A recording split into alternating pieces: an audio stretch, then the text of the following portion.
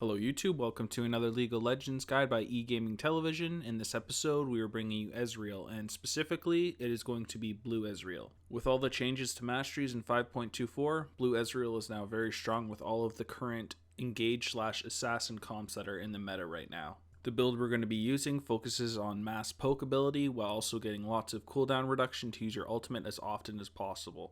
Blue Ezreal is able to keep his mana high and keep enemies permaslowed with his Iceborne Gauntlet purchase. Once you do get your Iceborne, you are very strong at 1v1ing, as most champions have no way of returning damage on you since they can't get anywhere near you.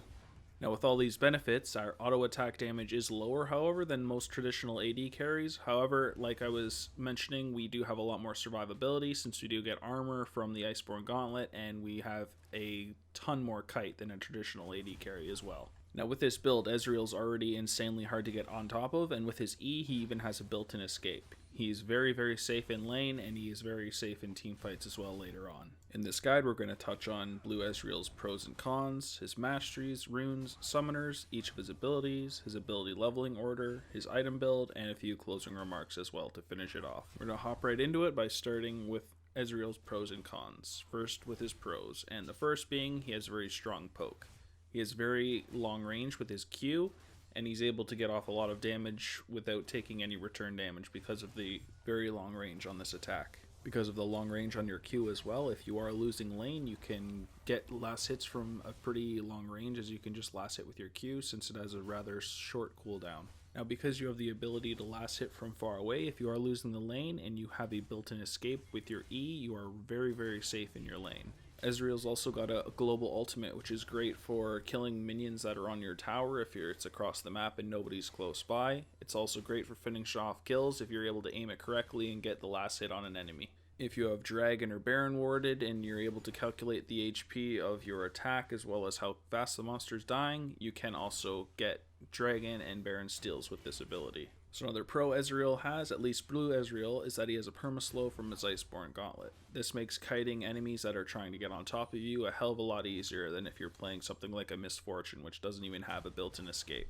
Ezreal also gets increased attack speed based on his abilities hitting, so he does also have a built-in attack speed steroid. This makes Ezreal fairly strong in duels as you get more and more attack speed as you keep attacking with your abilities. As you're going to see in the gameplay later on as well, Ezreal also has the potential to do massive burst damage. With a decent build and landing all your skill shots, you can insta-gib squishy targets as this build. As good as Blue Ezreal is, he still has a few cons, the first being he's reliant on landing his skill shots.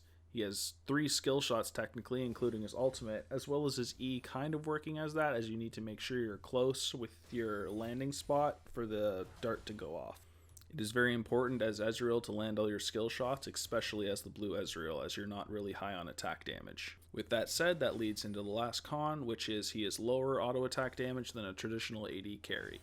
He does not build tons of crit and whatnot like Misfortune or Tristana or any of those other carries, so if he's relying on just right clicking because he can't land his skill shots, he's going to do very poorly in the game. Now we look at Ezreal's masteries, which are 12 ferocity and 18 cunning. In ferocity we get 4% attack speed, feast, which is killing a unit, restores 20 HP on a 25-second cooldown, followed by vampirism, which is 2% lifesteal and spell vamp, and finally bounty hunter, which is 1% more damage for each unique enemy champion killed. In cunning we get savagery, which makes your attacks and spells do 5 bonus damage to minions, which makes your last hitting easier. Secret stash, potions and elixirs last 10% longer, plus your potions are turned into biscuits. Merciless, you do 5% more damage to champions below 40% health. Dangerous games, kills and assists restore 5% HP and mana. Next you get Precision, which is 5 plus 0.5 per level armor pen, and 3 plus 0.3 per level magic pen. And finally, your main ability, Thunderlord's Decree. Every third attack or spell on an enemy calls down a lightning strike, dealing bonus damage based on AD and AP. As for your runes, you take the very traditional 9 greater marks of attack damage, 9 greater glyphs of magic resist, 9 greater seals of armor, and 3 greater quintessences of attack speed. This makes it so you dish out as much damage as possible, while also having some magic resistant armor to take less damage in lane from enemy harass. As with the runes, you take the very traditional summoners for an AD carry as well, which is Flash and Heal. You take Flash because it can be used for chasing, escaping, repositioning, and much more. Heal gives you both health and movement speed, which gives it more than one use. It can be used for escaping and kiting, as well as to heal yourself or a teammate. It's also very fun to heal bait enemies to diving you under tower and then killing them in the process. Now we're going to talk about each of Ezreal's abilities, starting with his passive, which is called Rising Spell Force. Ezreal gains 10% bonus attack speed for 6 seconds every time he hits an enemy with one of his abilities, stacks up to 5 times. Now, of course, if you're already at 5 stacks and you land another ability, it refreshes it back to 6 seconds again. So as long as you can land your abilities over and over again, this will be a permanent 50% bonus attack speed in team fights. This is a nice little passive as it increases your damage a bunch and you're rewarded for landing your skill shots. Next we look at Ezreal's main skill, which is called Mystic Shot, and it is his Q. Ezreal fires a bolt of energy in a line, dealing physical damage to the first enemy hit and applying on-hit effects. If Mystic Shot successfully hits an enemy, all of Ezreal's abilities cooldowns are refreshed by 1.5 seconds. Now the physical damage for this is between 35 and 115, plus 110% AD and 40% AP. The range is 1150, the speed is 2000, the cost is between 28 and 40 mana based on the skill, and the cooldown is also between 6.5 and 4.5 seconds. As you can already start to see, Ezreal is very reliant on landing his skill shots because he gets the attack speed from his passive, and now with this, his cooldowns are reduced by 1.5 seconds as well. If you're not going to land your skill shots, then Ezreal is definitely not the champion for you. It's a huge part of playing him effectively. Like I was mentioning before, the range is very large. It is 1150, so you can farm safely from far away, or you can poke from far away as well. Like it says as well, it does apply on-hit effects, so that does make it synergize extremely well with the Iceborne Gauntlet we get in this build. Next is Ezreal's W, and is called Essence Flux. Ezreal fires a wave of energy in a line, dealing magic damage to enemy champions struck, and granting all enemy champions bonus attack speed for 5 seconds. The magic damage is between 70 and 250 plus 80% AP, and the attack speed bonus is between 20 and 40%.